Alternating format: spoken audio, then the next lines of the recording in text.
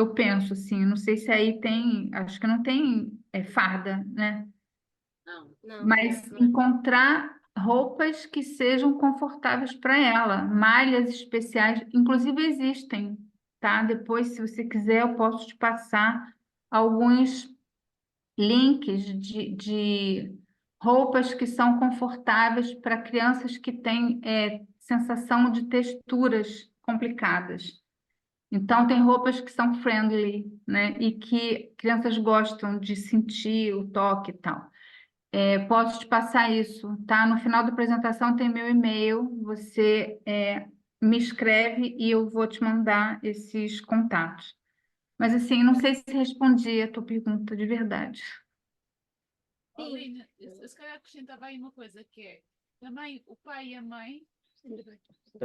É melhor que não seja muito bem. Melhor, Tem mais uma. Espera aí, Aline, tem mais uma questão. Ok, Acrescentava aí uma coisa também que seria o pai e a mãe também fazer esta percepção se eu não estou a projetar-me demasiado no meu filho, tanto os meus medos como eu própria, né? Perceber que também é uma criança diferente e se calhar dar essa confiança também ao filho de olha, até podes ir assim, até não está frio nem está quente, mas se estiveres frio, veste o casaco. Certo. Não é? exatamente. Dar autonomia para ele, para ela, não é? Fazer essa escolha, sem dúvida. Os É, medos e isso, assim. isso era o que eu ia sugerir. Eu tenho dois filhos, mas já estão mais crescidos, têm 7 e 10 anos. E a minha filha mais nova fez sempre birra, porque eu até queria falar disto, fez sempre birra desde que eu a conheço, desde que ela é gente, exceto quando, no período em que era bebezinha, ela fez sempre birra a vestir a roupa. Todas as manhãs eu tinha sempre birra, porque a Inês não queria vestir aquela roupa. E eu penso que eram vários fatores que estavam envolvidos, não só a hipersensibilidade à textura, também a temperatura, etc, etc. E aquilo que eu comecei a trabalhar com ela desde cedo, estou-me a lembrar desde os 2 anos, eu trabalhei muita coisa com ela. Não só tentei percepcionar se era uma questão de escolha, se ela queria escolher a roupa ou não, tentei perceber se era uma questão mesmo de textura, tentei perceber se era calor, se era frio, portanto, eu fiz coloquei várias hipóteses e fui sempre com. Não é, eu não tive calma e serenidade desde o início, ok? Pronto, isto foi também uma coisa que eu fui trabalhando ao longo do tempo. Ela agora tem 7 anos, não é? E já se consegue vestir sozinha e vai buscar as coisas que ela quer, põe as meias por fora, põe a saia por dentro, portanto, tem toda a liberdade. Mas a questão é que foi todo um caminho e de acordo com aquilo que foi dito agora. Eu acho que é uma hipótese que nós pais temos de percepcionar e de conhecer melhor a filha ou o filho que nós temos à frente. E a nós mesmos. E a nós mesmos, sim. Exatamente no ponto em que tu estavas a dizer, não sei o teu nome, desculpa. Que é, nós muitas vezes, sem querer, não é nada intencional, queremos com o sentido de querer proteger e querer cuidar e querer dar as melhores condições aos nossos filhos, impomos um pouco a nossa vontade. E então aquilo que muitas vezes me caía no momento em que eu me confrontava com a Inês nestes momentos de birra era a minha própria experiência quando a minha mãe me obrigou a vestir roupa que eu não queria vestir todo. Portanto, eu viajava todas as manhãs a esse ponto e pensava, não, isto não pode voltar a acontecer, porque eu não gostava mesmo das roupas que me eram vestidas, da meia calça, do toque da lã, ou do toque da camisa, ou o que é que seja. E então trabalhei muito a confiança e assim que ela começou a ser mais crescida, eu perguntava, mas tu tens pica, mas dói, mas estás com calor, estás com frio, olha, então tu não queres vestir o casaco agora, mas levas para a escola e quando tiveres frio, vestes o casaco.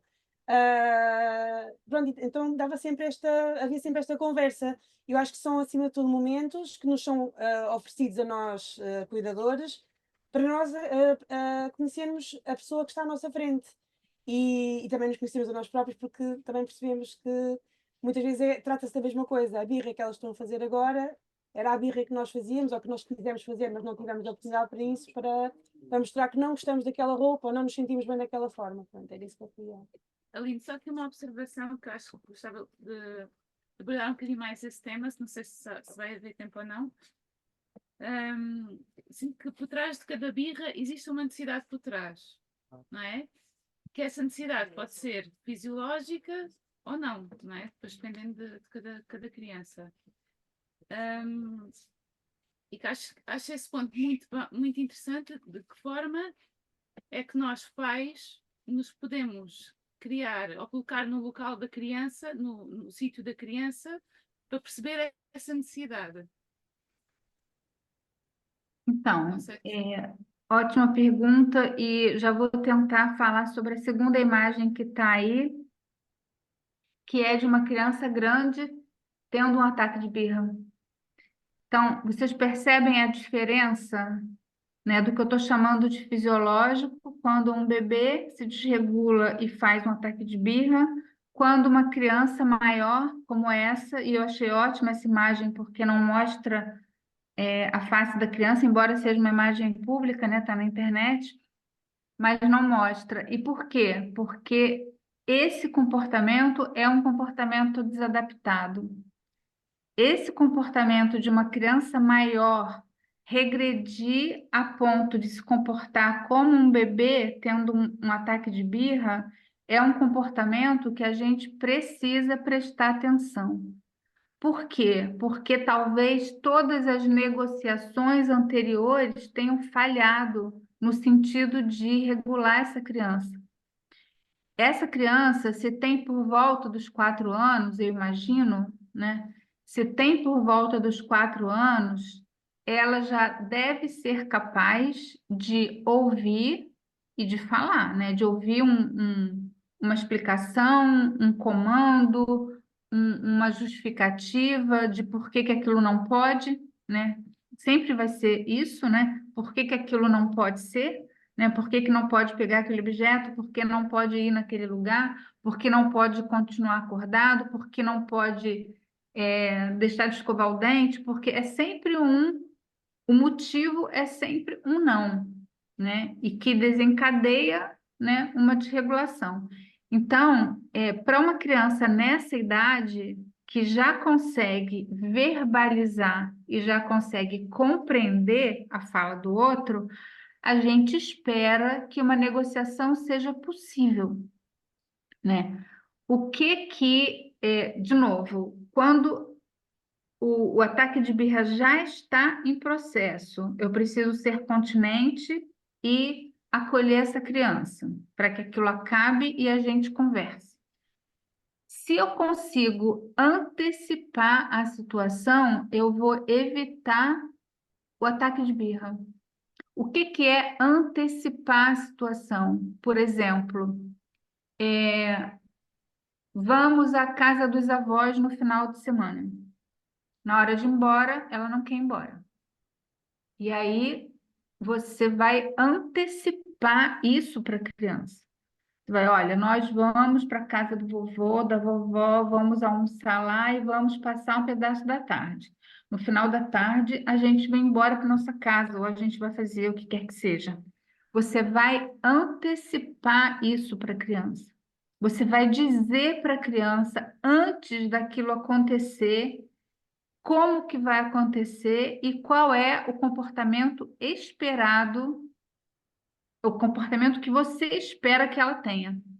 Que ela seja capaz de se regular, de controlar a vontade de ficar e que vá embora sem choro, sem grito, sem birra, sem pirraça, sem nada disso.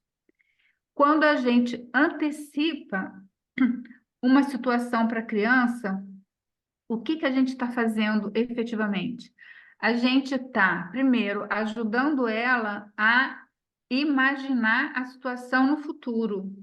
A gente está ajudando ela a antecipar o futuro, aquilo que vai acontecer. E aí, de verdade, quando a gente conhece, a gente age melhor. Quando a gente sabe o que que vai acontecer, a gente se prepara para aquilo, né? Então, quando você antecipa para a criança, você diz, olha, vai acontecer isso, isso e isso, e a gente vai agir assim, assim, assim.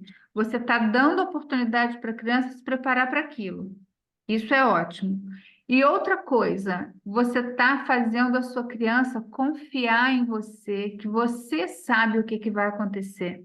Ela não sabe ainda, mas você sabe que você vai organizar o tempo, você vai almoçar, você vai ficar de papinho, você vai tomar um café e depois você vai embora. Então, quando a criança percebe que, de novo, gente, eu já falei isso antes, eu vou repetir. quando a criança percebe que o adulto está no